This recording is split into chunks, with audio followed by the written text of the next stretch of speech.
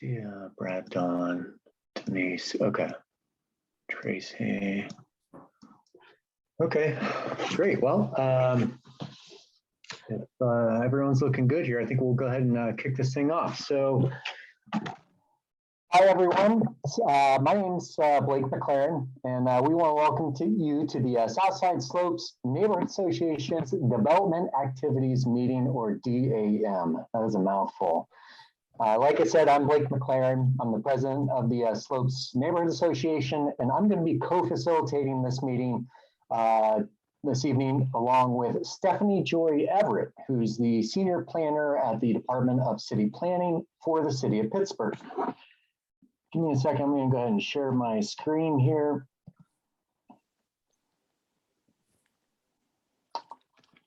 There we go. Okay. So I'd like to walk you through the agenda, but first, if you're having any technical problems, go ahead and use the question and answer tool to ask for any help, and we'll make sure that we're able to hear, and you're able to hear and view the presentation this evening.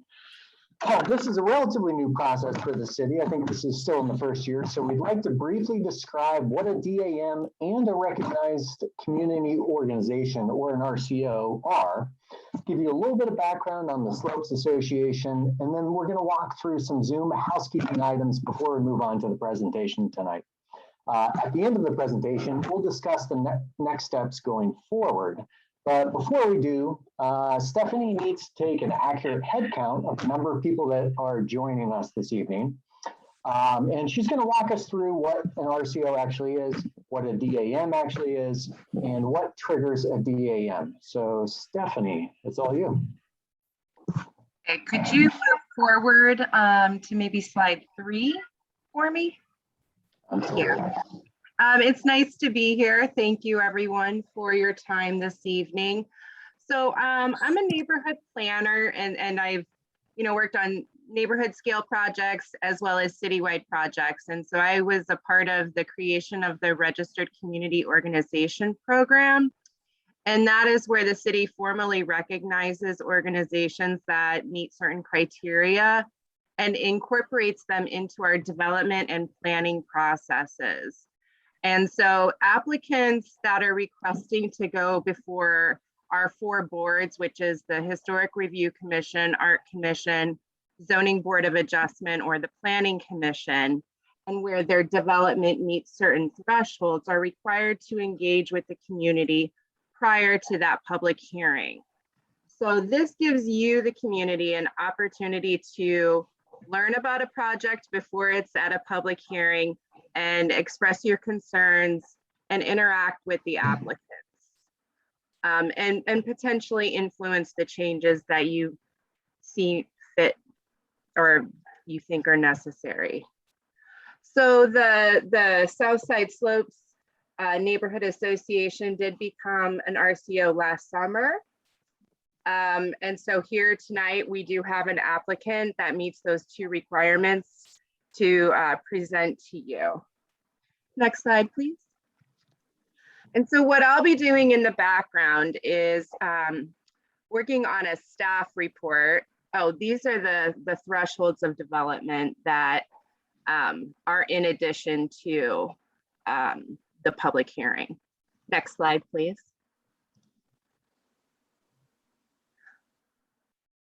So what I'll be doing in the background is taking notes about what the applicant presented to you, the questions that you ask and the answers that you receive. The staff report doesn't make any conclusions. It's just a log or minutes of what occurred during this meeting.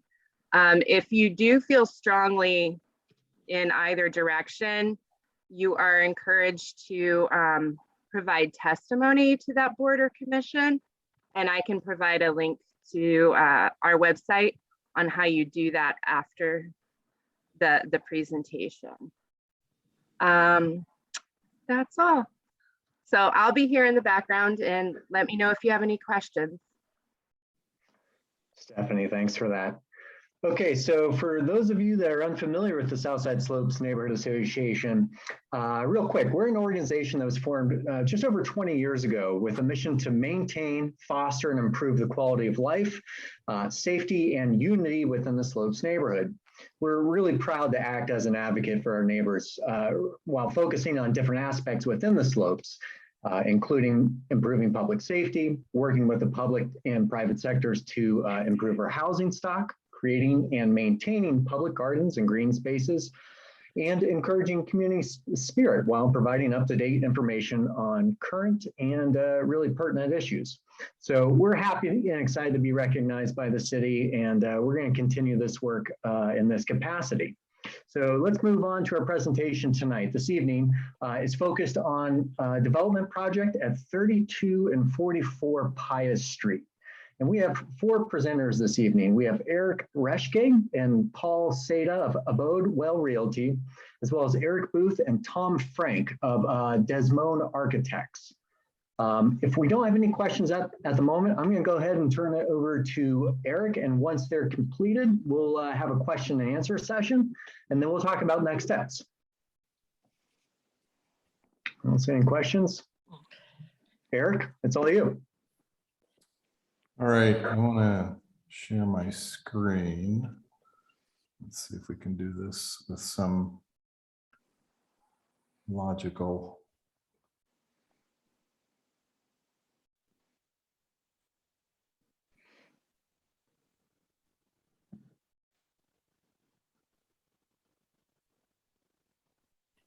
All right. I can see it, Eric, if that helps. So I'm Eric Reschke. This is Paul Seda. Paul's going to kick us off. Hi. Hi, everyone. Good evening, everyone. First of all, Eric, if you want to scroll down to the next page. First of all, I want to thank everyone for making the time this evening to participate in this process for this project that we're considering here on Pius Street. Overview of the slides is just a little bit of background of the project, and then I'll get into a couple of speaking points and then hand it back to Eric to carry on for the team discussion. So we are currently in contract to purchase both 32 and 44 Pius. There are 2 adjacent properties on Pius Street that are separate structures. Our current plans are to make significant investment in the infrastructure to transform the buildings to become between 60 and 80 studio 1 and 2 bedroom apartments. The approach, which we'll get into in more detail, involves connecting the 2 buildings and providing, and of course, significant renovations of both buildings, which we'll get into in some detail coming, and also some significant improvements and changes to the site itself in order to accommodate access to the property and parking. In addition, of course, to significant renovations of the insides of the buildings.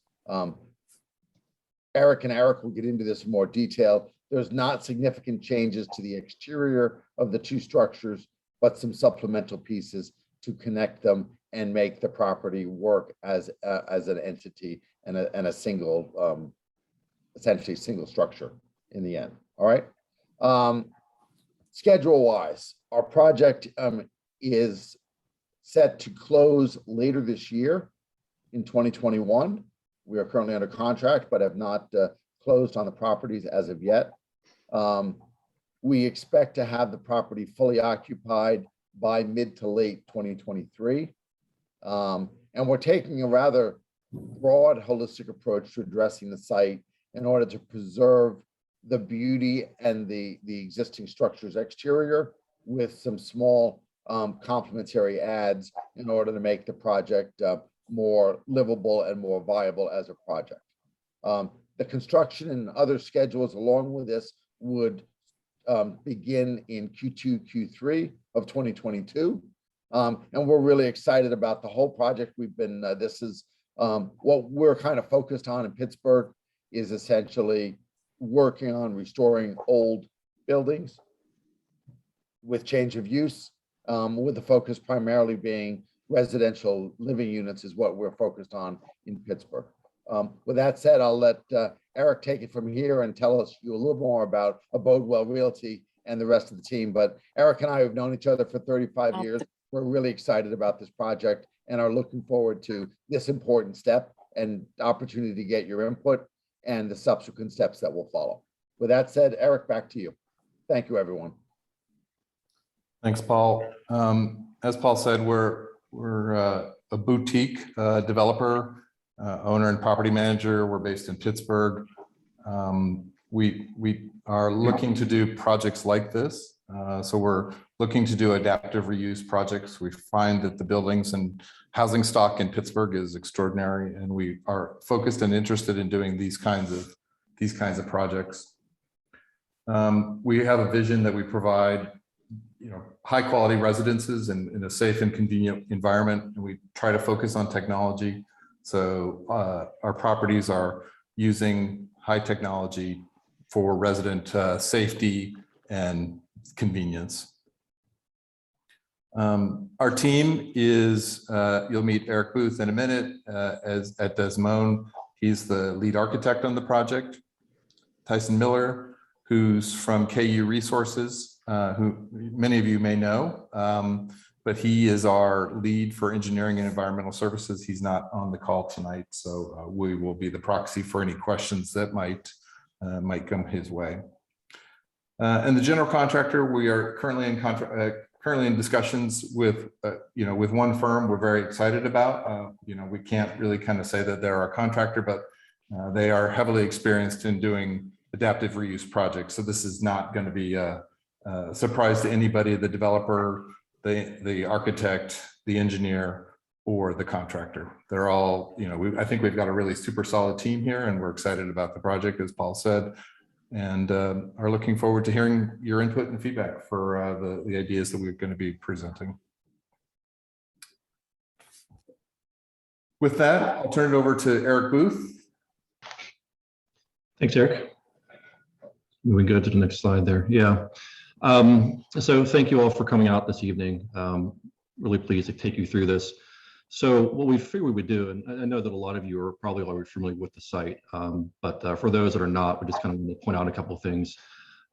Currently, 32 Pius, which is sort of the longer, narrower one, is configured as a rehabilitation house. It was a rehabilitation house for many years, but it's not been, it's only been very lightly used until recently.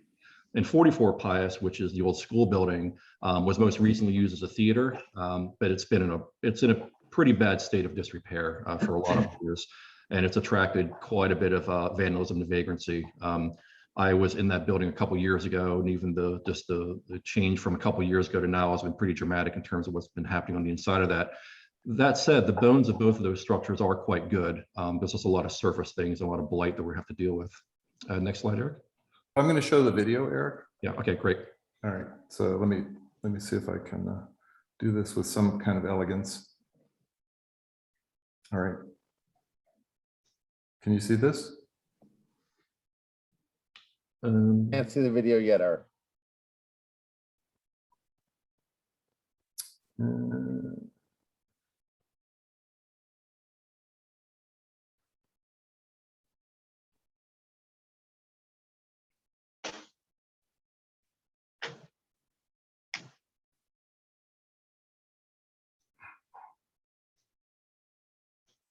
Let's see if we can do this meeting. You might have shared this application, Adobe or what have you, and so that might be why we can't see it. Yeah, you may have to unshare and reshare the screen that you have the video on. And sometimes you have to share the sound, which is usually at the top of the share screen, like view options or something, or share options. Can you see the video now? We do. Okay. So I'll just let this play because it gives you kind of a good sense of the overview, starting at the far western side of the building and panning towards the east. Yeah, so right now in the foreground here is 32 Pius building.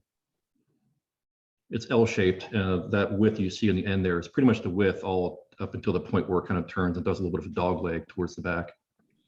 It was originally, there was a structure and it appears that there was an addition put on, which is why it explains the two different colors of brick. Interestingly enough, they actually have different structural systems inside also.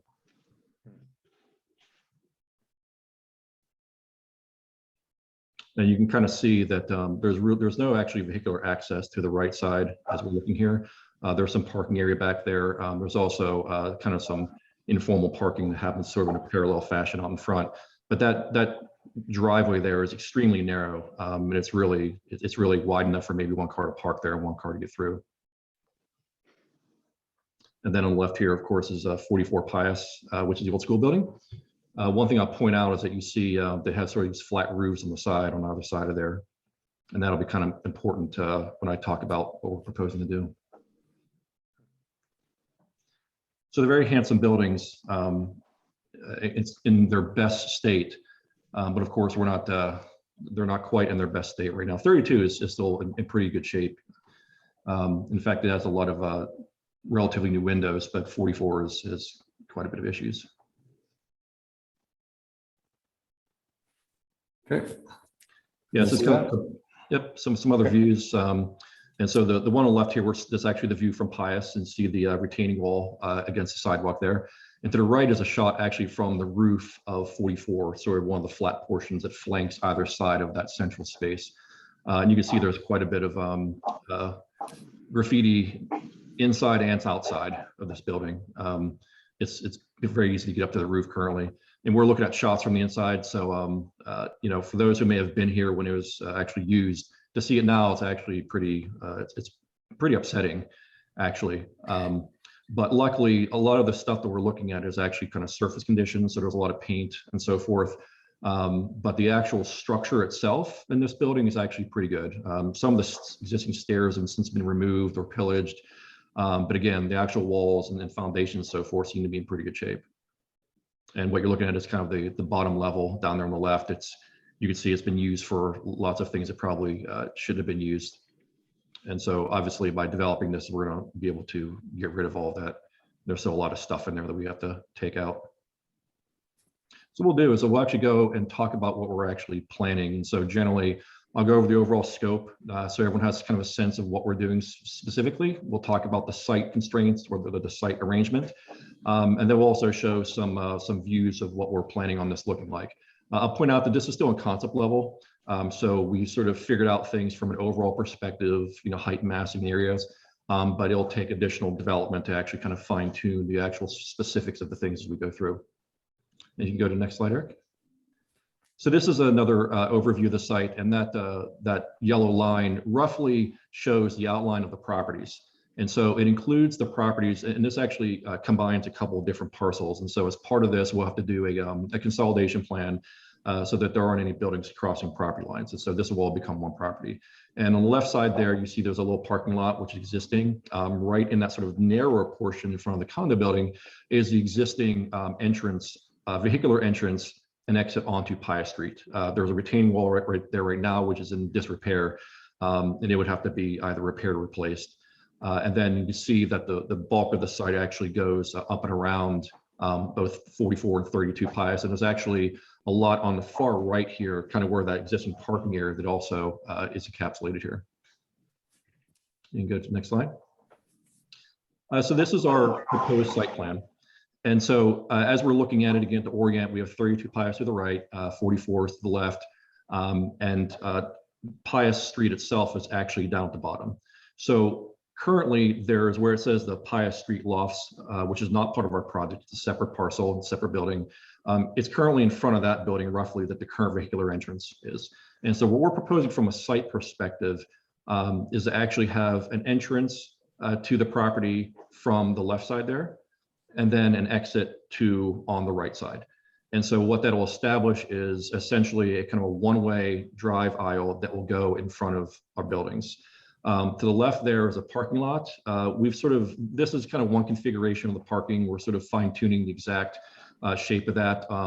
There's also access from, I believe it's Gregory right there currently. And we're kind of still talking with Domi and so forth as to the best way to handle the ingress and egress out of that. But generally for the sake of our development, the idea is that most people come in from the left there and then you basically drive in front, and then all the parking is essentially, or the majority of the parking ends up being angled in parking on the right side. And then until you get to the space in front of 32 where we have some parallel, and then with the remainder of the parking spaces on the far right side there, where there's currently a parking lot. And so one of the overall themes we had here was to maintain as much of the existing buildings as possible. Again, they're very beautiful buildings. And so we're trying to keep as many of those pieces as possible. And then what we do is new, we're trying to have essentially to be the minimal possible to kind of connect the buildings. And so you see there in blue, that kind of hatch portion, that's the rough outline of the new portion. And that would be the total footprint. And actually, as we go up, you'll see that it's actually not the entire footprint for the whole time. It's larger at the bottom in order to accommodate an entry vestibule. And so other than that, we're not planning any other increases to the footprint of the buildings. The other thing we'll be adding to this will be portions onto the existing roof of 44, but we'll show that in some of the images later. Other than that, all of the other improvements will be interior renovations. And so the way this would work is that connector piece does several things for us. Number one, the idea is it connected two buildings, which allows us to actually be very efficient about our stairs and our elevator. So one elevator will be able to serve both properties now. Those levels do not currently align with each other. There's actually, I think there's 4 levels in 32, and there's actually currently 2 levels in a basin area of 44. And so what this actually allows us to do is negotiate between those 2 levels with the elevator. So that essentially you go in one central portion, and then you can go to one side or the other side, and it will essentially create an accessible way of getting to both sides and also from one side to the other side. That portion there in the center is also where the entry would be for the vestibule. And to the left there would be the loading area. And in looking at technical stuff and trash, the idea is to have an internal trash room. And then the trash would actually be picked up in that center area. So it wouldn't be visible to the neighboring properties or one side or the other. The idea is have it kind of centralized there. And then also right in front of there would be our handicap accessible parking, which allows it to be convenient right to the entrance of the building there. A couple other things I'll point out. There are currently some stairs at 32 Pius that we'll actually be removing. And the reason we're able to remove those is because the way we're configuring the interior of this, we won't need them for access because the access will actually happen in the center of the building. So we're able to remove those, and we're looking at keeping some stairs for egress and so forth. But generally, that's kind of the only major change we're making to the exterior of 32 is the removal of the stairs. And to the left side, there's currently a set of stairs that go up to the entrance of that building. We're not sure if those would actually end up being usable stairs, but we're going to keep them there at the very least for decorative purposes. I think we can go to the next slide.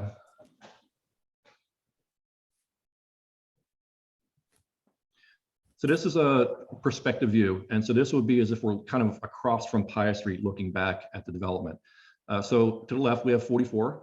And it's basically, the idea is to clean it, restore it, replace the windows, but otherwise not make any other modifications with the exception of an addition on kind of either side of that upper portion. So if you look to the top there, and so you see, on the right side of that, there's the 2 floors, and then there's another floor on top of that with the gray. That would be graying like metal or panels and glass, and that would be the addition, the roof addition we're doing on that side. It's set back, and so actually it's not very strong visually, so it kind of recedes, and that was intentional. And then the only other new portions of this would actually be the portion in the center. And so what you're looking at there, all the way at the bottom will be the vestibule, and then to the right is a hallway that would connect to the side of 32, and to the left is a hallway that basically goes into 44. And other than that, the only other thing that's in that space besides the entry vestibule would be the elevator and some stairs. Other than that, it's basically sort of a connector piece. We deliberately set it back from the facade so that the main focus of this would be on the existing buildings. And we're using materials that are deliberately different from it to create some contrast. So again, the focus is going to be on the existing buildings that are cleaned up and nicer as opposed to these new pieces. The other thing I'll point out here is that the way that we're able to get that angled parking in front of the buildings is that we're actually going to move out the extent of the parking area out further, which requires us to do a retaining wall. And so what you're looking at here is that all the way at the bottom there, that wall is the existing wall that's along the sidewalk. And then a couple feet beyond that is the other retaining wall that would be a new retaining wall. And the idea here, as we're showing, is actually plant that with vines or so forth to kind of cover it up a little bit, but we'll also be using a kind of a decorative terrace kind of block type of thing, which would in itself is a pretty nice looking thing. Currently, there's a set of stairs, a wide set of stairs that goes. Sorry, Eric, one last thing. One Sure. addition is dropping the grade of the, Yes. great, so. Yep. So also the other thing we're able to do is that we're actually going to drop the grade starting from 44 and then going down to 32. By that point, it'll be around a 3 or 4 foot removal, which allows us to bring the entire thing down, which actually reduces the amount we actually have to pull it out. And so both of these buildings have basements, and so it'll be only exposing a little bit more of that, but visually you end up seeing more of the existing building on both sides. But it allows us to actually have a much more efficient parking arrangement, and it also reduces the sizes of the ramps, vehicular ramps, that we would have to have in order to get out of this from the right side of the site. There is currently a set of stairs that aligns with the front of the center of the 44 Pius building. We're actually proposing to remove those and then do a new set of grand stairs in front of the area that would be right in front of the entry vestibule for the connector piece between the two buildings. And that's what you're looking at there, those steps. Next slide. So this is a view from the other side of Pius, and to the right there would be the vehicular access that heads down from the parking area. You see right above there at the top, that kind of white area. That's kind of, there's part of the basement that's already exposed, but we'd be seeing a little bit more of that because the grades is going to be a little bit lower. But you see here that the only actual new pieces that you see, besides what would be the new windows for the existing buildings, is that small portion on the roof of 44 Pius. And what I want to point out there is that that rooftop addition will stay lower than the current peak of the existing roof. So the way it works is that there's a flat portion, and then there's a wall up there, and you saw from that photo from before where the graffiti was, and then there's actually a pitched roof on top of that. So this addition would basically go to the level of where that pitch begins. So the whole pitched portion would actually still remain above, and so the actual height of the building is going to be larger than, or taller than, the additions that we're proposing to put onto it. Other than that, the materials, the windows, the rhythm, and so forth are really just kind of duplicating what is there currently, and to try to pay homage to the existing buildings and try to recede as much as possible.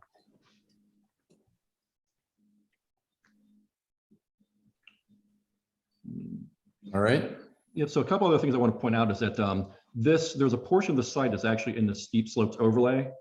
We are not touching any of those undeveloped steep slopes, so we're actually out of that. If you look at where the addition is itself in the center, we're actually not having to engage any of that. The other thing I think I forgot to mention about we're doing exterior is that currently the rear of 44 Pius is literally falling down. It's where the stage was. And so, yeah, so where that actual arrow goes to 44 Pius Street, that actual portion we're planning to actually remove in this demo. Because it's in serious disrepair, and it really doesn't serve a whole lot of purpose because it's kind of a high space, and so that will end up being removed. But other than that, the footprints will generally stay the same as they are now. All the parking screening and so forth, the landscaping will meet or exceed all current standards. We're continuing to work with the city and DOMI to work out what those details are for curb cuts and so forth, and also the actual details. So after we get our geotech report, it will inform how we actually go and do some of these other pieces from a technical perspective.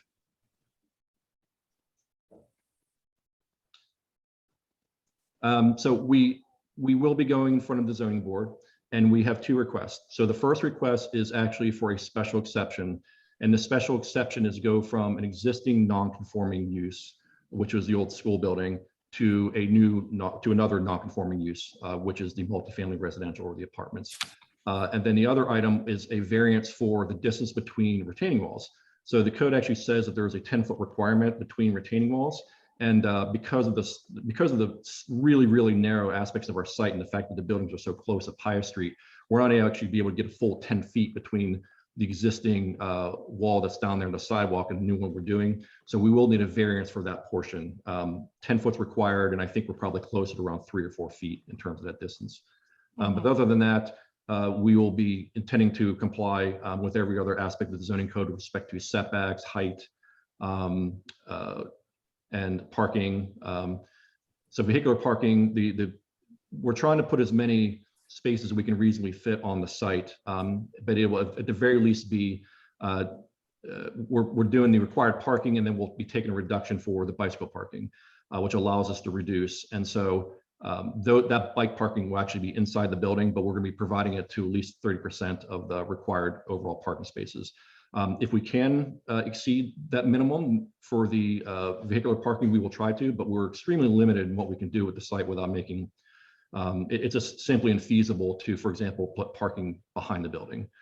So we're trying to do it in a way which is going to be the most respectful and kind of the best and least disruptive use of the existing grades and the existing property. I think that's it. Eric, did I miss anything? Yeah, so that's all the exterior stuff. So we figured we'd also show you kind of a peek inside here. So this is a sample typical floor plan of what we're proposing for 44 Pius. And so essentially what we're doing is that we have units kind of around the perimeter. And so that blue right there is a circulation. From the right side would be that the hallway connector piece that I was telling you about.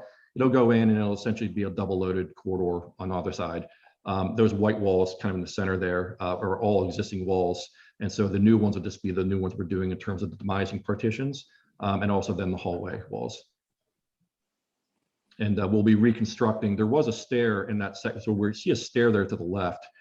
There was a stair there, it's since been removed, but we're actually going to replace it. And so that way the exit from that building will be where a previous exit and entrance was. Mm-hmm. And you go to the next slide. And so this is 32 Pius. There are already a lot of existing walls in there because it was used as sort of a domicile on some of the floors. And so we're retaining those where we can and then kind of subdividing, but otherwise the corridor walls themselves will remain exactly as they are. We're keeping one of the existing egress stairs there on the right. And then so on the left side of this, you see that where that X is open to below, it says that will be where the entry vestibule will be at the bottom. And then the elevator and set some stairs to negotiate. So the connector piece between the two sides, you can either go into the elevator for an accessible way to get one side to the other, or you can use the stairs just for a quicker access. As you go into the upper floors, it basically goes down to that footprint is literally just the corridor and the elevator and the stairs, and that's it.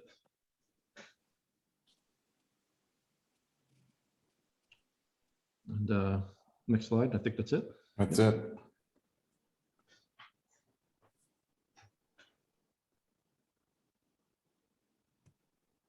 So Blake, Stephanie, Joy.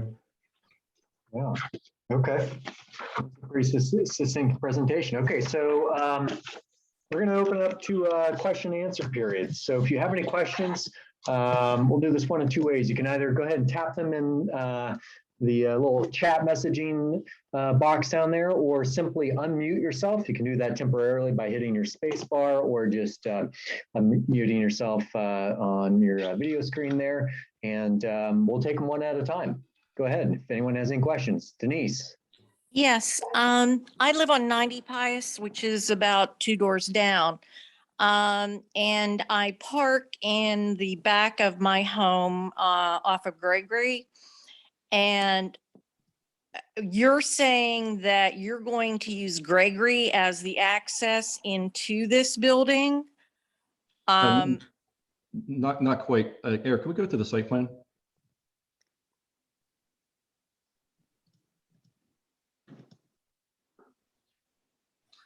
So the plan is to actually have the primary vehicular access be off of Pius. And so on the site plan to the left there on the top, Gregory's kind of not shown on the site plan, but it's sort of at the top corner there. And that's where the existing the parking lot is. And then the actual main vehicular entry would be down there below. And so the entrance would be down below there, and then the exit would be on the far other side.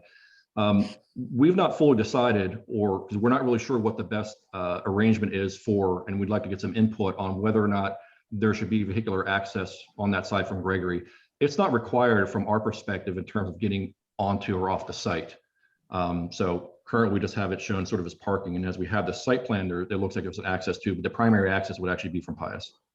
Well, I can give you some insight on that, and that is that right now, because that retaining wall is down, everyone in that apartment building there uses Gregory, and it's really a mess, because if you've ever walked down Gregory, you know, you can barely get a car down there. The other thing is that on your end, if you block that off, you're not going to have people who live on Gregory, like me, going down through your parking lot. So you're talking about fixing the retaining wall now, and that would be your entrance? Is that what you're saying? And then you're building an exit on the other side? Is So that kind of. So yeah, so the last part about that, about having exit on the other side is correct. But currently the existing retaining wall and entrance, we'd actually be removing that completely and doing a new one to basically kind of to the left of where that is now. So a little bit further back. So Oh, okay. yeah, so that would be completely replaced. And so like it actually ended up going a different direction. So right now that when you come down where the retaining wall is, you're kind of more facing towards, you know, the direction of Pius Street. This one actually Yes. comes from the opposite side. So the idea is you kind of come up one way, go across the site and then down the other side. Oh, okay, that's very nice. I wanted to say this, I'm kind of excited about this. I mean, living up there, I think this, and I love the fact that you are going to use the existing architecture. The other question I have, and this is a long-term question, right now, we residents up here have a heck of a time getting them to keep that property clean, cut, you know, all of that other stuff. You're going to be putting in new sidewalks, and I see trees. You're selecting the proper trees that won't break up the sidewalks. Is that correct? And are you looking at this as a long-term project where this will be continually maintained?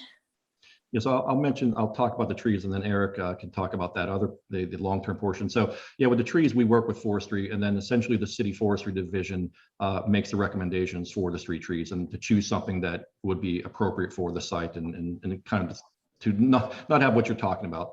So they Because would we did have that in the past. Yeah, They had right. to take trees out. Yeah. And so Eric, if you want to talk to the longevity. This is our business, and this is a long-term investment we're making. We're not buyers and flippers. We're building this to own it and to manage it and to really embrace it going forward. We're not carpetbaggers coming in to do something real quick and dirty and get it through the process. It's not a condo that we're flipping. It's an apartment building we're going to own and run and manage and make sure it's top notch. And then one last question, I'll let everybody else talk, and that is residents. Right now, we have a mix of students and people who own up here. And I work with the South Side Watch Committee that works with the trash situation here in the South Side and the South Side slopes. And, we have kind of a small little battle back and forth with some of the students and things like that. I don't mind living amongst students. I just don't want to live amongst a dormitory. What do you have any thoughts about renting to students? Paul, do you want to take that? Yeah, I'll jump in there. We expect it, just due to the nature of the Pittsburgh population, that we will have some students and Yes. No, I'm not saying no students. In our other buildings, we generally have a mixture of graduate and some undergraduates and regular residents. We would expect to have a similar mix of participants here. What we like about students is that they, generally move on after a couple of years, which does give you some opportunity to see people come and go. But we find that they aren't as generally long-term tenants as others, and they aren't as generally, connected to the community as others. So we see it as an important part of the mix, but we do not want to be in the business of having a dormitory or significantly student population. Okay, well, that answers my questions. And, from what I see here, I really do like this. And thank you, gentlemen. Thank you. Thank you. Thanks for the question, Denise. Nick, I think you have your hand up. Go ahead. Yeah, thanks. If this project should go forward, I would be your neighbor. I live in and own one of the houses directly across the street from 44 Pius. So this is exciting. It's good to see there's interest in this property and interest in development. I love this neighborhood. I think it's the best neighborhood in the city. So I'm really excited that other people see it worth investing in. My concerns or questions really regard the near term. Eric, I think you mentioned early in the presentation the issues regarding the property and its security. Should you close on this, which you said would be the end of the year, and then begin Q2, Q3 of next year, you have, I don't know, call it 6 months in between. Do you have any short-term plans for securing the property? And before you answer, I just want to impress upon you the depth and extent of the problem. It is a daily thing at this point. It is a hazard. The building is condemned. It is, there are constantly people of all ages and stripes, you know, exploring, I'll say, the building. That's a generous word, but yeah, and it's, you know, it's one thing to have a building like that is a blight on the neighborhood, but it's another thing to have a safety issue.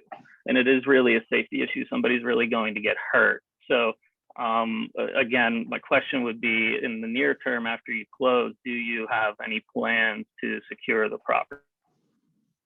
yeah, I'll take that, Paul. I think day one, we're gonna focus on securing the building. You know, we're down there all the time. We walk around, we see the people sitting up on the parapet up on top of 44. And, you know, it pains us, frankly, to have that as, you know, on the websites that allow people to say, oh, let's go to the abandoned building and on 44 Pius and, you know, do some climbing around. It's really cool. And, you know, I find it disconcerting, and I can't imagine if that was my neighbor, how I would respond to that. And I think that the current ownership has turned a blind eye to this. And I think it's really a travesty because it's allowed the building to degrade much more than it should have or needed to.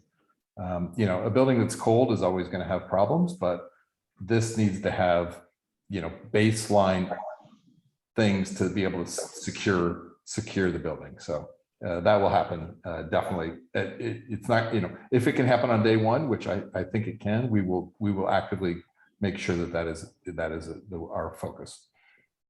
For the benefit of the community and the benefit of the building. I mean, we're incented to do it, and it's what we've done with our other buildings. So we see it really as an important step in the whole process to secure the building. Thank you for that answer. I really appreciate that. My second question, my last question really is, like I said, I'm directly across the street. I have 2 young children. The noise issue that would come with construction that comes with living in the city, I'm not really concerned about that. More with the age of the buildings and the work that will be done. You had mentioned that you were going to be working with contractors that are qualified and working with these types of buildings and this type of construction. So it seems obvious, but I feel like I need to ask, will there be protections in place for, you know, some of the debris from construction that may just be getting into the air, especially with buildings of this age, as I'm sure you know, and some of the materials of construction and their toxicity. It would be a concern, I think, for the residents of the neighborhood, depending on what needs to be done to these buildings to make them livable. So have you assessed that yet? And do you have a feel for what's going to be needed there?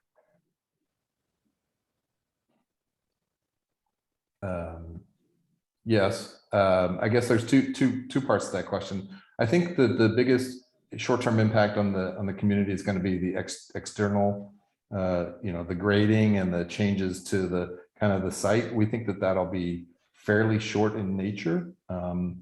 The interior process, where we're going to have to be doing the remediation of asbestos and any other hazardous materials, is a well-known process to the contractor we're planning on using, and also to many, you know, you can't shortcut that, right? So it's something that will, you know, has to follow the rules, and we're not gonna come in, you know, in the middle of the night and start shoveling drywall into, you know, plastic bags so we can, you know, short circuit the process. So, you know, we're going to follow the rules. We're very focused on being on the up and up here. You know, we're following the whole process within the city of Pittsburgh's process, and expect to, you know, make sure that there's no contamination, or, you know, and minimize the amount of impact there is on the community during the development process.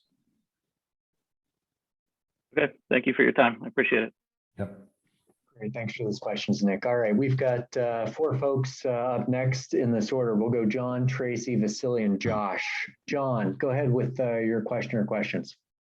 Okay, thank you. First of all, I'd like to say thank you for your interest in the property, and it looks beautiful. I have a couple of questions. The first one being about the parking. And, you know, you're going to hear a lot of these questions because it's just a tight place.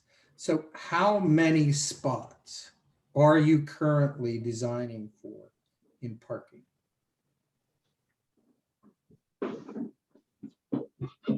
Paul? I'm happy to jump in since I'm the parking part of the partnership. Our current plans have between 55 and 60 parking spaces.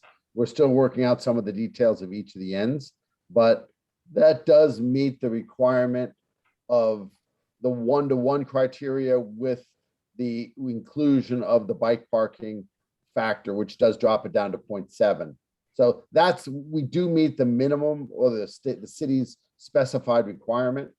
Our goal is to try and find ways to move that number up, even if it's only by a few, in order to try and approach as close to 60 or even above that if we can get them into the footprint of the parking lots, the front of the property where the majority of the parking will be, and the parking lot on the right side.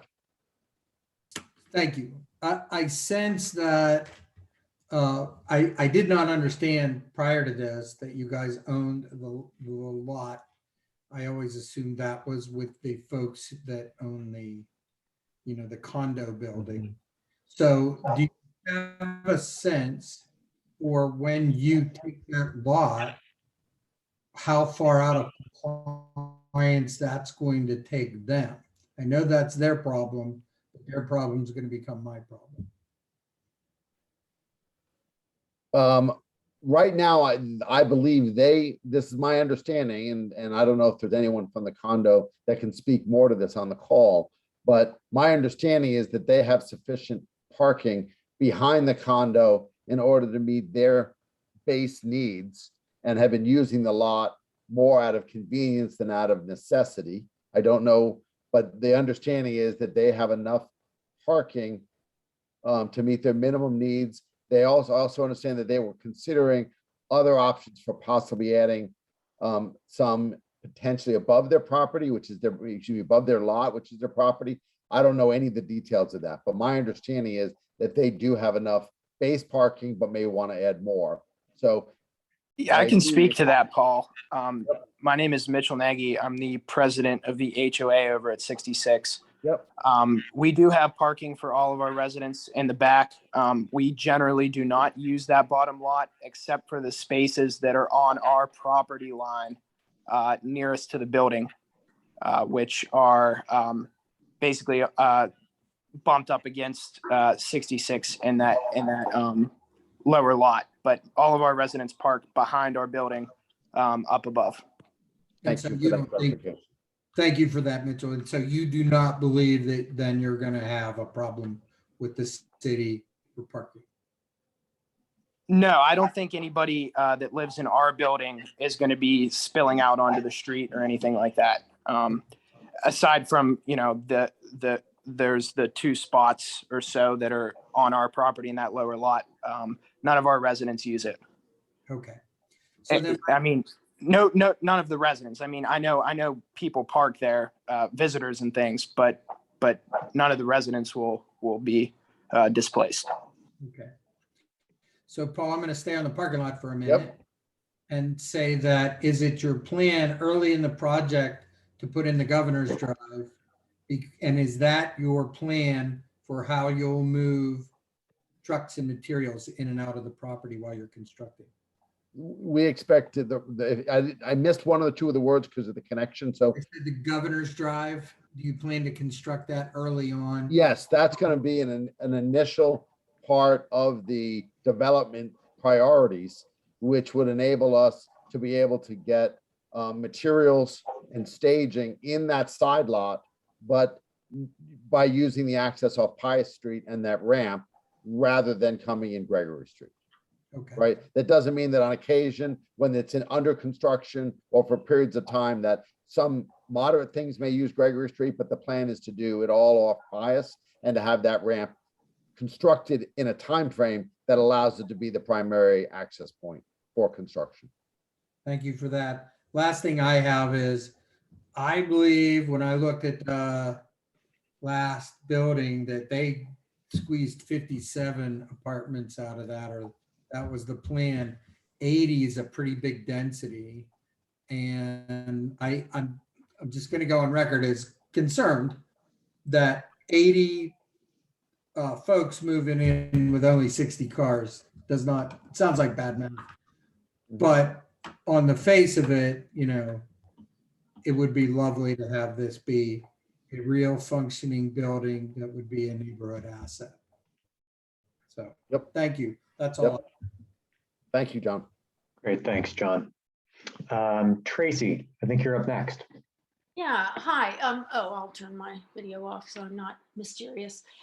Tracy Myers, I live 2 doors from John, 2 doors from Brad, across the street from other people who are on this call. And I want to echo what John said. I mean, I think this is very exciting. The people who let the former Veronica's Vale get into the condition it did should be drawn and quartered as far as I'm concerned. I'm an architectural historian. I'm co-director of education in Pittsburgh History and Landmarks, former chair of the Southside Development and Design Review Committee. So architecture is my passion.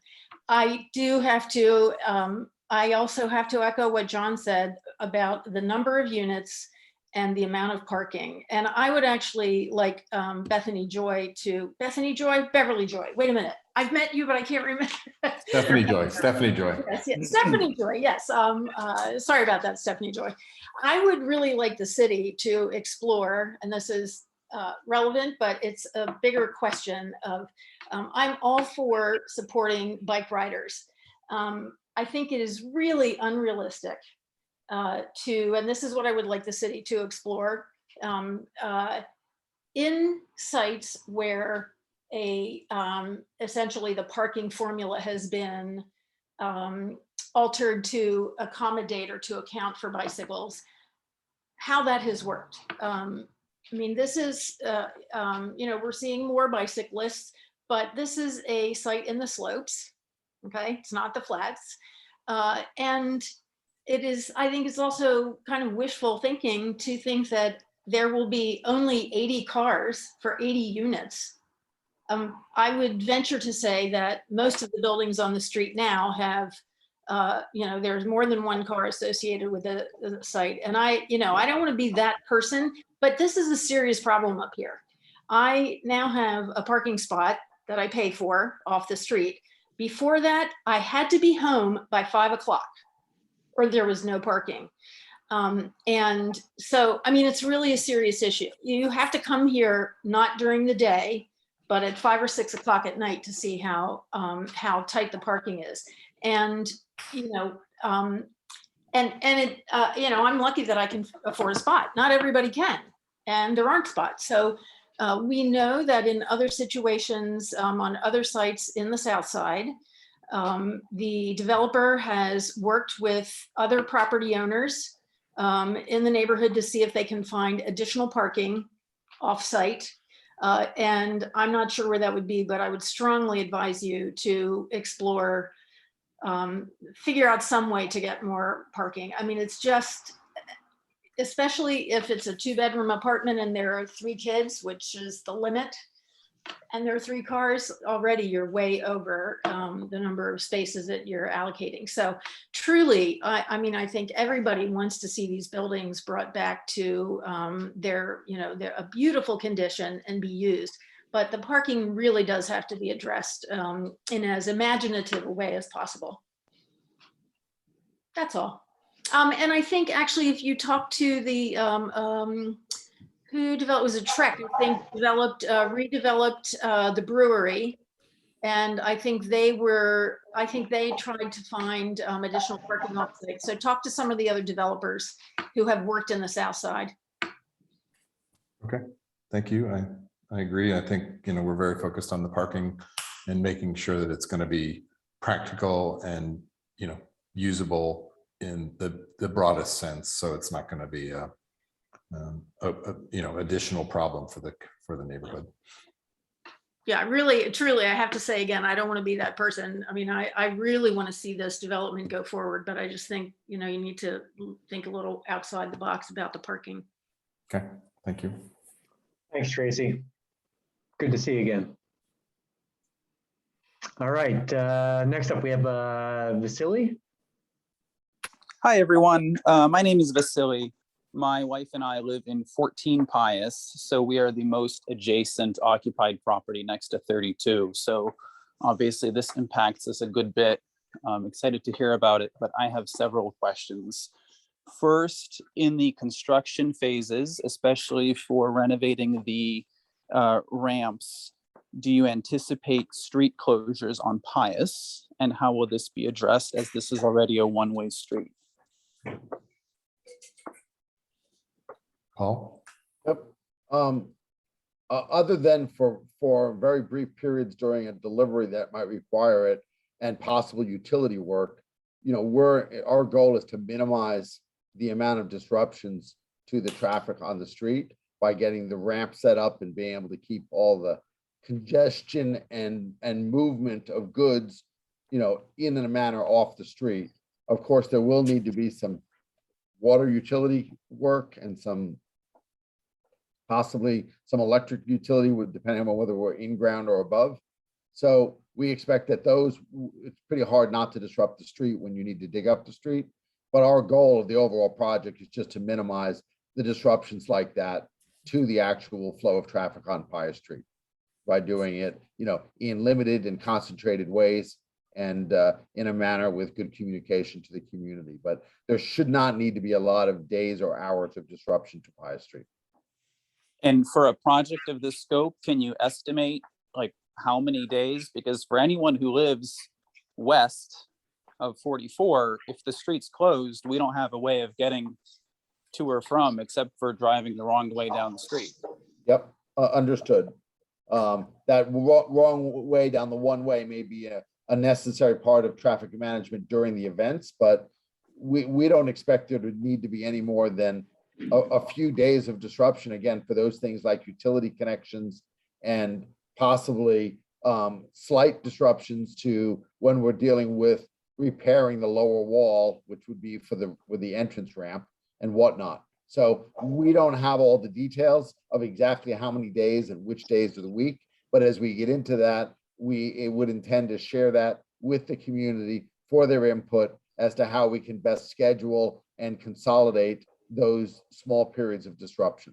I'm not able to speak to the number of days or the number of hours, but that it should be limited due to the nature of the things that really affect needing to be down there, right? Doing sidewalks and planting trees should not disrupt the flow of traffic, right? Repairing the wall and doing utility work may have some periods of slight disruption, which we'll certainly share with the community for their input on how best to manage it to everyone's best outcome. Sure. I'll be perfectly honest. I'm excited to see that these structures will be, restored and renovated, but I am concerned about privacy and noise and having 60, if not more, cars coming down an egress ramp that's literally, 20 feet away from my house. Are there any plans to address sound and privacy? I'll start with that, and then Eric Ruth, I'll let you jump in further. Our intent is, you'll notice there's a slight barrier at the top of the parking area, which is meant to protect the two railed looking fence that you just saw in the last image to prevent headlights and other things from coming through there. We also feel that the walls, the way they're constructed and the ramps will prevent certain noise. Beyond that, I think the key is to look to plantings or other manufactured barriers to create the appropriate visual and sound barriers where it may be needed based upon either direct noise or car lights and such coming down there. But a lot of it is just inherent in the walls and the hill that we should be addressed largely with that, but we'll look to add and enhance where it's appropriate to protect those around the building. I'd say that the section of the parking that's actually over near your property, there will be a dimensional setback required of 5 feet. And of course, there'll actually be screening, which can be done in walls and plantings and so forth. And there's only actually a few spaces that are over there. The majority of the spaces are actually along in front of the two buildings. And as Paul said, by the time most cars are down at that point, once they start going down the drive, there shouldn't be actually any headlights heading towards your property, because at that point they're going to be focused down towards the street. And that point at which they actually start going down there is off quite a bit. And then it would be basically at the level or down below where we'd have any screening. So you actually shouldn't get any direct like headlights and so forth coming onto your property. This is Alyssa. I'm Vasily's wife, actually. And I just need to echo, thank you for all that information. I am so excited that you're planning to restore these. I mean, we actually talk about this all the time, but I just have to echo what I've heard twice now, which is I think that it's just extremely unrealistic to say you're going to build 60 parking spaces for an 80 unit building. I am so sorry. I don't know who was speaking before us, but whoever said that, come down here at 6 or 7 o'clock and then see what parking looks like. I mean, and Stephanie, if we can make this a city issue, I think it's worth talking about, because we both have bikes, my husband and I. We also both have cars. So I don't think there's, everyone has bikes, but that's not part of this equation. And, we're already tight on parking in the street. We're very fortunate to have a side lot area that we are able to park in. But, if we ever have somebody come over, and I'm assuming everybody else is in the same spot, we rely on one space, maybe 500 yards away, that we can, slide into. So those will all be gone at this point. And I just think I'm hoping we can find some other solution other than just saying, okay, well, like some people in this unit will have a bike, because I just don't think that's going to pan out.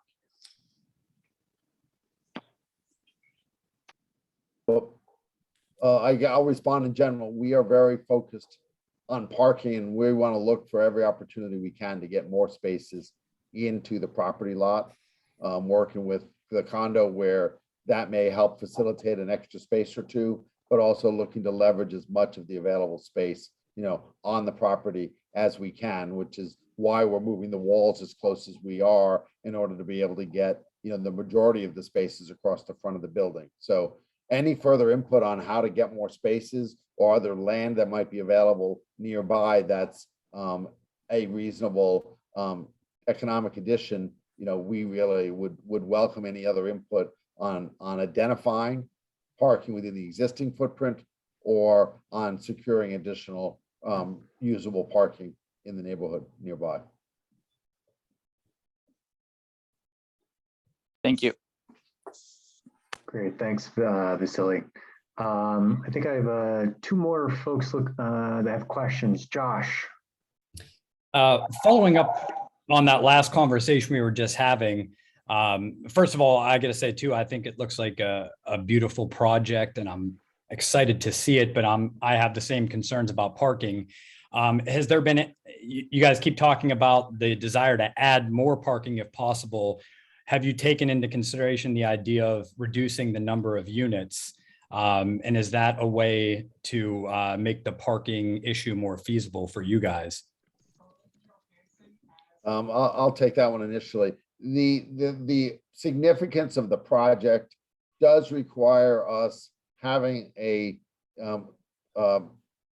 or does move you towards wanting to have more units. We do need to balance that with the practicality of those units for the number of parking spaces.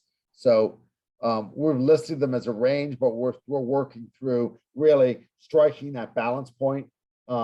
We think 80 is the high end of that range as stated in the document, but we want to look at striking that balance. So we understand these concerns. I'm not surprised to hear them. We've had many discussions leading up to this meeting with the same idea about, how can we get more parking in here and strike that balance between enough units to offset some of the fixed and significant costs, and having a few enough units in order to make it practically usable by the residents who, are equally going to want to be able to find their own parking. So we're kind of incented to find our own balance, because if we're forcing people into the neighborhood and it's overwhelming the neighborhood, well, then that overwhelms our own residents and creates a problem that we are maybe causing, but we're also significantly part of. So I think we need to look at, what more we can get in, and then we need to look at the economics and see where we may be able to balance those units. So right now we presented it as a range because more units will offset some of the costs, but there is a practical limit to the number of units, even if it's above the city's requirement. That will meet at a minimum, but we still need to evaluate, what's feasible from a resident point of view and of course a neighborhood point of view. And my other question is more of a personal one. I live at 113 Pius.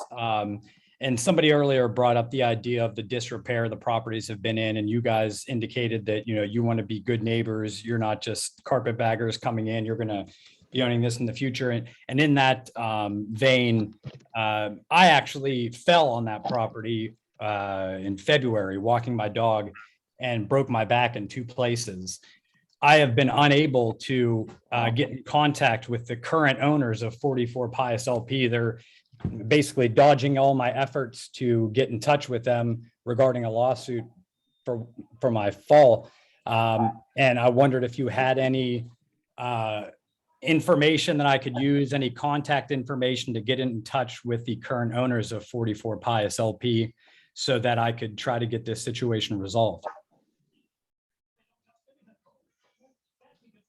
I'd be happy to talk with you further offline, and we do have some contact information from what we've been doing with on a sale, but that I'd be happy to, again, have you reach out to me and discuss what might be appropriate to share with you. Okay, what would be the easiest way to get in touch with you, Paul? My email address, actually, I don't know who the best person is to communicate through, but I can provide you my email address just verbally now. But okay. it has got a few letters and a mouthful.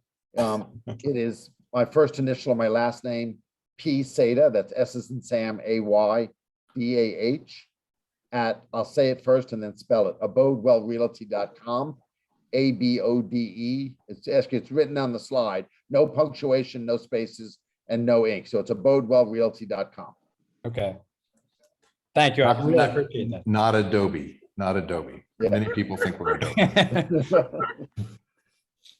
Thank you. I appreciate that. Yep. Great. Thanks. Thanks, Josh. All right. We've got a couple more questions coming in. Mitchell, I think you're up next. Hey guys, I know we've spoken before. My name is Mitchell. I'm the president of the HOA at 66 Pius. It seems like the community is kind of echoing a lot of the concerns that we have as a unit, because when you take a look at the site plan, we're kind of being surrounded by this project. So it's going to impact everybody, but it's definitely going to impact us a lot. Our concerns are with the volume of traffic and cars, and also with the parking layout. So, I just wanted to kind of be on record here in the meeting, and just say that I echo the sentiments of the rest of the neighborhood. I'm glad to see something changing with these buildings. I'm hoping that they can be restored and look beautiful and not be a blight on the neighborhood anymore. But I do share some of the same concerns about the parking situation and the influx. I mean, that's quite a lot of people to be adding to our little neighborhood here on Pius Street, and quite a lot of traffic. So just wanted to kind of be on record and introduce myself to the rest of the community and everybody who's been involved here. And I'm sure we'll be working together additionally. But that's all. Just wanted to share my comment there and echo the sentiments that everybody else has already shared. Yeah, Mitchell, I know, we want to work with the condo very closely, because I think we're going to be quote unquote in bed together. So, it behooves us both to come up with a configuration for, the site plan that is going to be reasonable for both of us. So I think, we're excited to work with you. You guys are totally reasonable, and we're, very interested in making sure that we can move forward and get to a point that it's going to work for everybody. Great. Thank you. And again, if anybody needs to reach out to me, you go ahead and send me a direct message, and we can be in touch beyond just you guys, Paul and Eric and everybody else, the members of the community. I kind of, just want to put that out there as well. So, I think that this definitely needs to be a community effort. So, and we appreciate you working with us so far and look forward to more. I recommend folks maybe share their email addresses and names in the chat, and then everyone at the end can save the chat. It's a great idea. Thanks, Stephanie Joy. And thanks for the comment, Mitchell. I appreciate it. All right, John, you have a question or a comment? Go ahead. I just wanted to circle back. So, I'm not an architect, so I'm probably violating everything in the world here. But it seems to me like two things. First of all, your connector building cuts off the back of the building, and it cuts off that center spot where I know cars have parked. So it seems like perhaps if there were a different configuration of that, even if it was up a level so cars could pass under it, it would give you ingress and egress to that back part of the building to put cars, end to end. Because I've walked back there and looked, and there are, spaces. The second comment I would make is, this is the part that, probably everybody's going to be upset about, but that grass in the front of the building has never been nice. I mean, first of all, it was almost impossible for somebody to cut it at the grade that it's at. And so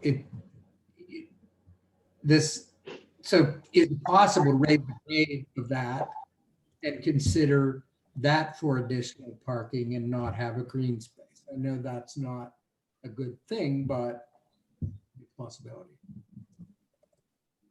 Eric, do you want to take that?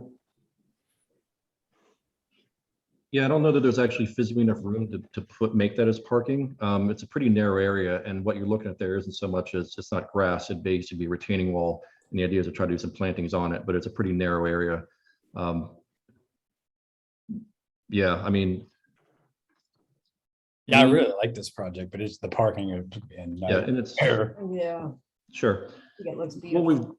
we've done so far. Have you not been on this street? It wouldn't be a nightmare for us, but I mean, for guests, the amount of cars. So, okay. Well, you said if anybody had any other ideas, so I was just throwing it. Yeah, in terms of the parking in between, we actually are using that side for our handicap accessible spaces. So we are actually planning to have 3 spaces there. And it also becomes our area for our loading zone. So we'd have to keep that clear for move-ins and move-outs, and also for trash pickup. So that we're trying to maximize that footprint. We did look at ways of trying to get parking into the basement and a lot of other things that we've done in other projects. We did the renovation of the St. Matthew's building down on those flats there, and we were able to get parking into the basement there. So we looked at that here. It's pretty difficult to do with the current configuration. But like I said, we're sort of at concept level. We've drawn the site plan out using all the full standard sizes of spaces. So we've actually not incorporated things like some compact spaces and so forth. We can try to explore those. And usually by doing that, we were able to squeeze at least a couple more out. But like it's been said over and over and over again, our intent is to try to basically make this as efficient and best use of the parking as we possibly can.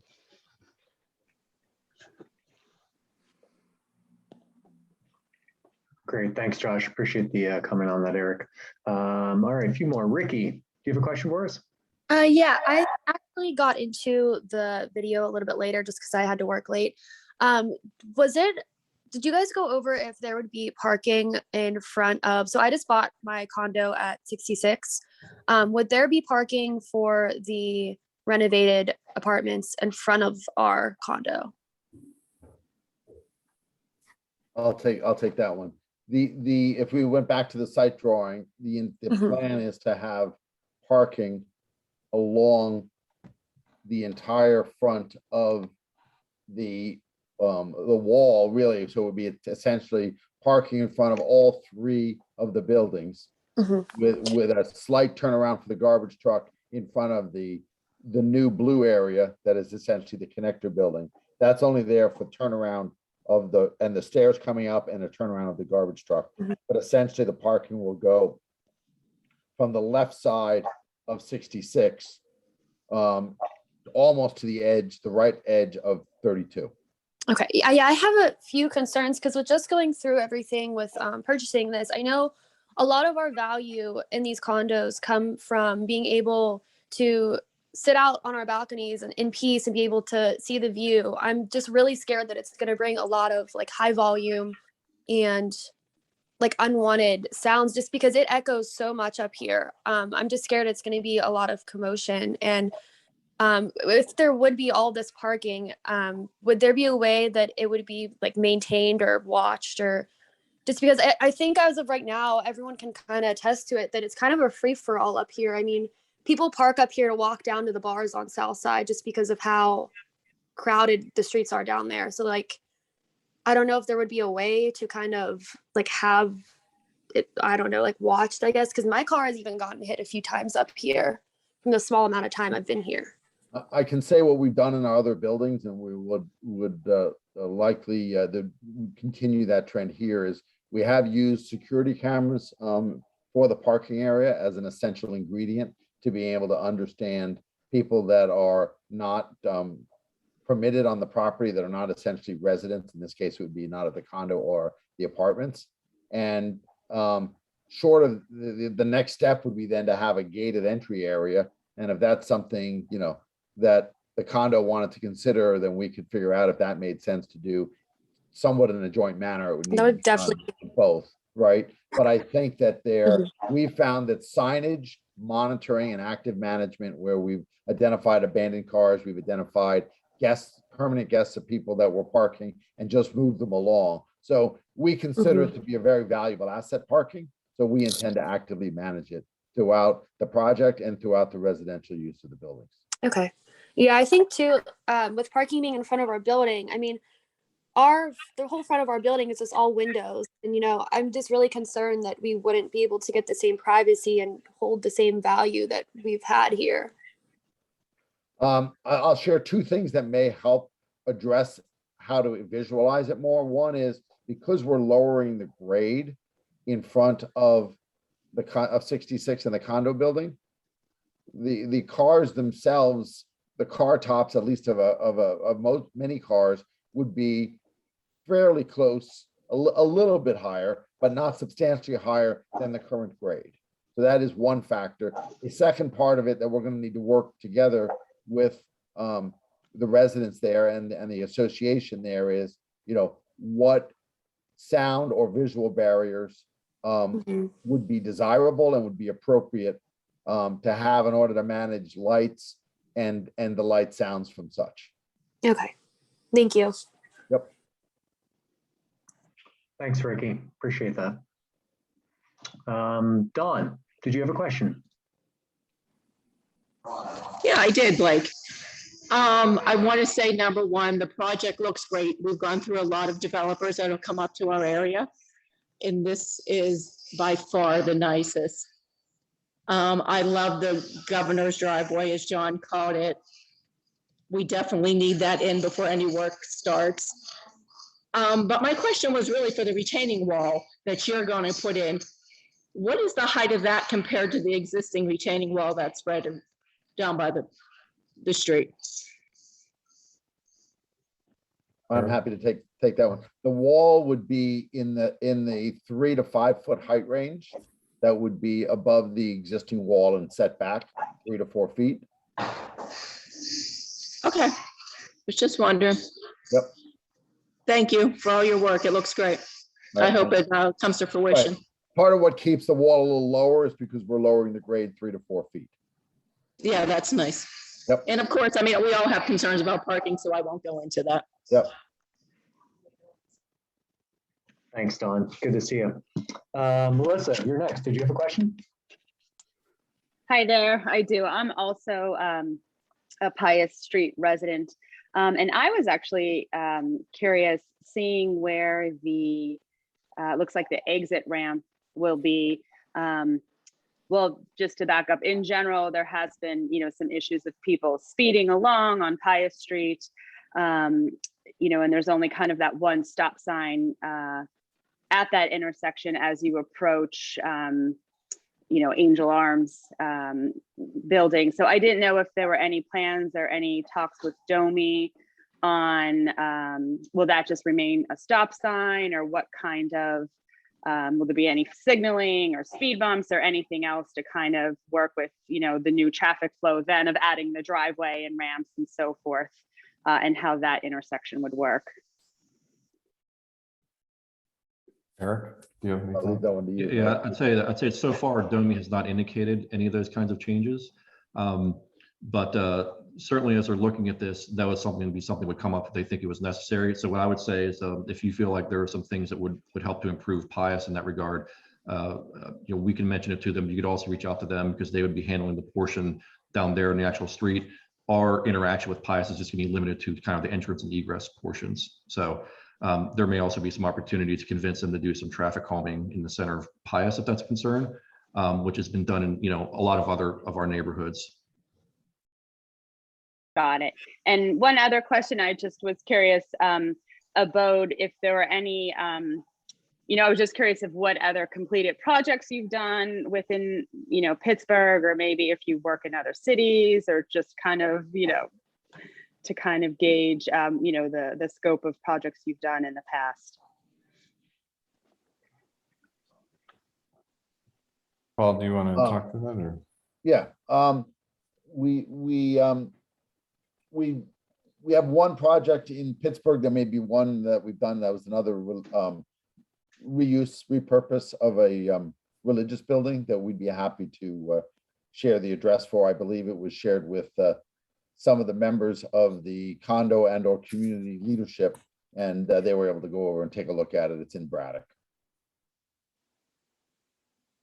So if that would be helpful, I can, my email address is in there. You can okay, contact me and I can send you the specifics on that.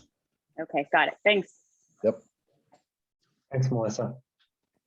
Vasily, did you have another question or comment? Yeah, sorry, this is Alyssa again. Sorry, I was in another meeting. Hey, But Alyssa. so I don't know if anyone has brought this up, but as far as active construction for a 10-month period, this sounds like a significant amount of work. So, again, we're like right next to you guys. So that's why I'm a little more concerned about construction, sound, like how much heavy construction there's going to be. We both have pretty intense work schedules, and how much can we expect this to really, how much can we expect the sound to travel over? Like how much heavy construction will there be disrupting the street? So I'll take that. The exterior work should be done in probably 4 months or so. So that would be the site grading and exterior work in order, and I think it'll actually take a little less than that, but that's what we're planning on. 32 is really much less intensive of work because of the nature of the building, and it's still warm, and it's got good bones, and it's all got windows at a minimum. So I think as far as construction, there would be less of an impact on the western side than probably more. I think 44 is going to be a heavier lift because just to the nature, and then because of the connector building being between the two buildings, I don't think you're going to really be impacted that much by the construction of that. So most of the work's interior and deliveries.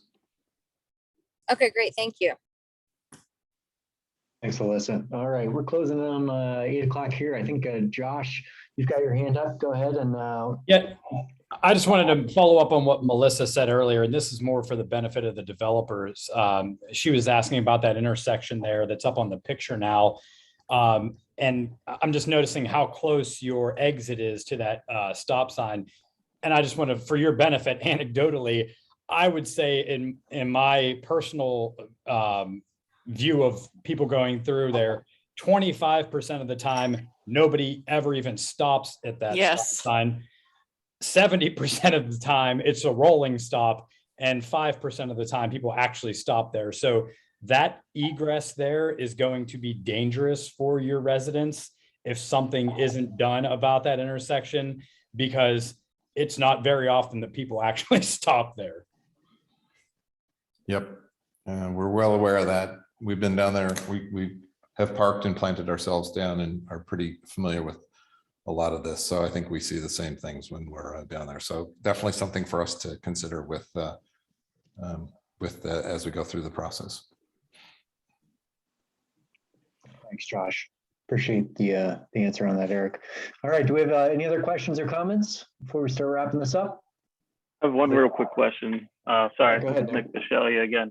And I didn't want to take up anybody else's time with this because it's maybe not really that relevant. I'm sure you have it designed properly, but regarding the retaining wall, I'm interested because I'm a structural PE. Is the lower wall designed for the full surcharge of the total height, including the second wall? Or I'm just curious what the plan is for, going in with the variance or the departure from the code and how you're going to disposition that. How are you is it just the nature of the drive that you don't think that needs the full strength of, like, say, the double height of the lower wall, if you understand what I mean? Yeah, and to be honest, we haven't had the geotech done on that portion, but the idea is that we're actually have to engineer that once we get a little further. We frankly have not engineered it yet. We've been working on some concepts, but that's basically about it at this point. Okay, thank you. I was going to say that I did see that Tracy had asked about if we consider parking behind 32. It's probably easy to explain why it's an issue if you're actually standing out there and looking at it. And that was actually one of the very first things we thought when we went back there. But then as you go back there, based on kind of the grades, and it starts to turn into a grade pretty quickly. There's actually a section that's against the building that's for a flat, and there's some wall, and then it basically slopes up quite a bit. And so when we started kind of sketching it out, once you add a drive aisle at, say, 24 feet, and you have another basically 20 feet you're taking in terms of the parking spaces if they're parallel, you end up taking a pretty significant amount like into that. It would end up requiring quite a bit of work back there. Okay. So it's definitely not something we've completely rolled out per se, but it would be extremely difficult and expensive to do. The other we didn't really mention is that if anyone's been behind there, it's actually, there's a potential to be a very quite elegant sort of park area behind that building. It's actually one of the things it's going to be a real focus on it. So we're trying to kind of maintain a lot of that because it does become a really kind of park-like portion. So as much as we can sort of push it back, and the other thing we sort of we're trying to look at, and we'll look at a little bit more once we get final grades from a site plan, is to see if it makes sense to sort of shift that wall of the back kind of retaining wall that we're going to have there where we're proposing the new spaces, to see if we can actually get a little bit more spaces on that, at least even that little portion. What they've been doing in the past is kind of doing like some like stacked parking when they've had events and so forth.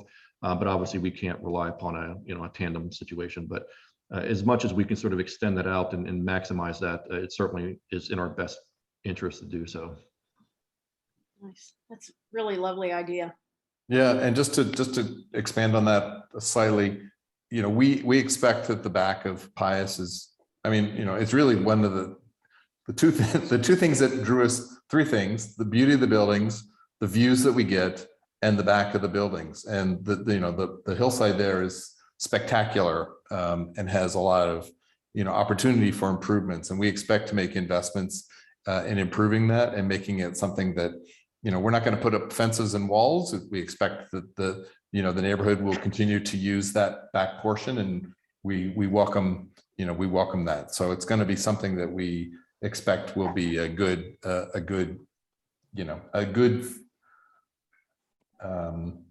I guess feature for not only for our buildings but also for the neighborhood.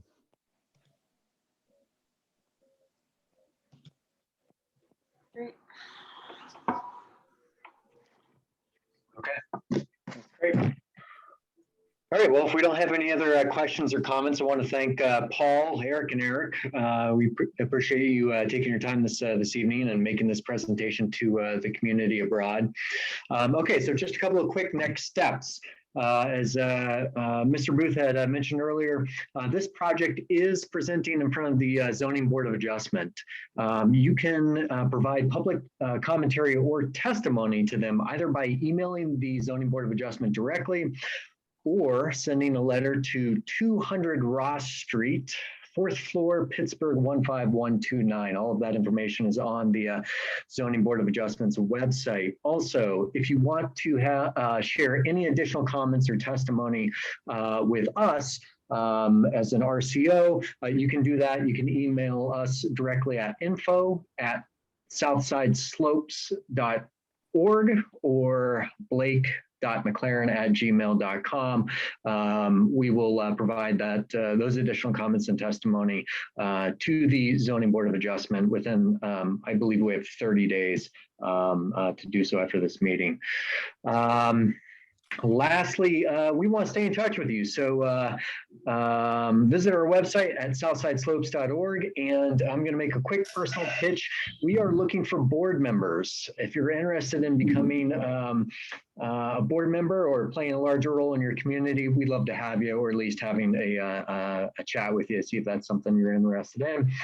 You can email me directly or at our info@southsideslopes.org. That's all I have. Stephanie Joy, do you have anything else this evening? No, just that the link to the Zoning Board of Adjustment is in the chat, and thanks everyone. Good conversation.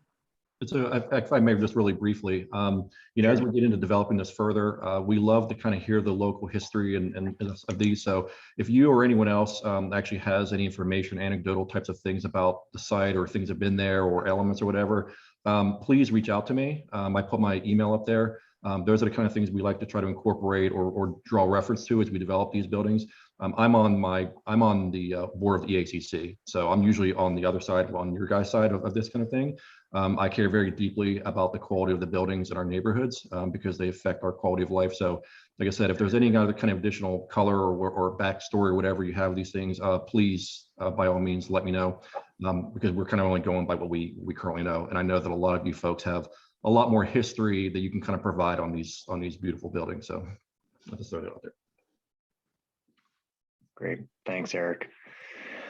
All right, I think that's it. I want to thank everyone again for joining us this evening. We definitely appreciate your comments and for coming by tonight. Hope everyone enjoys the rest of their evening tonight. Thanks so much. All right. Thanks, Blake. Thanks, everyone. Welcome. Thank you, everyone. you. Bye. Have a great Thank evening. you, everyone.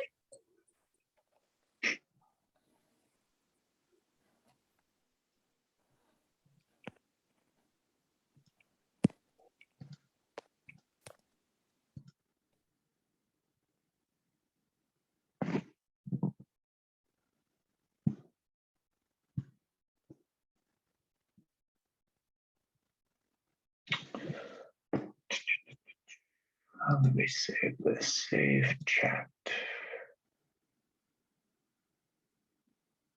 Okay. Save the chat, save chat.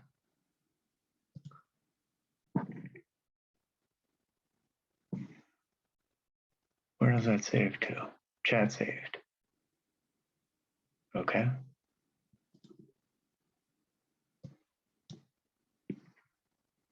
Chat saved where? Show in folder. Meeting saved chat. Great.